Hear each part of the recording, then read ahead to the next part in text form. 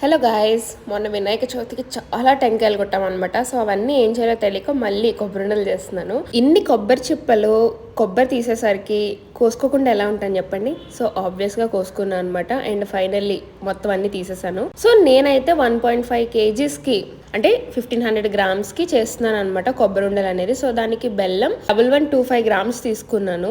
And first అయితే నేను కొబ్బరి వేయిస్తాను అనమాట. లైక్ బాగా నెయ్యేసి బాగా వేయించుకుంటాను కమ్మగా వచ్చేంత వరకు. దాని తర్వాత ఏమో బెల్లం మెల్ట్ చేసుకుని కొంచెం జిగురు పాకం కింద వచ్చినప్పుడు వేసేసి మరగబెడతాను అనమాట.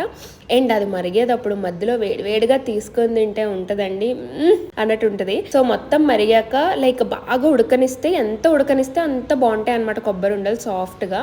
సో ఇన్ని అయితే అయ్యాయి. ఇవి మాకు ఒకటే సరిపోవు కదా. అండ్ ఇవి ఒక 2 weeks వరకు బాగుంటాయి ఎయిర్ టైట్ కంటైనర్ లో పెట్టుకోవడానికి. ఎక్కువ క్వాంటిటీలో చేసుకున్నాను కాబట్టి మాకు చాలా ఎక్కువైపోతాయి. సో అందుకని పవన్ అన్నయ్య వాళ్ళకి అండ్ అపార్ట్మెంట్ లో వాళ్ళకి ఇచ్చేసా.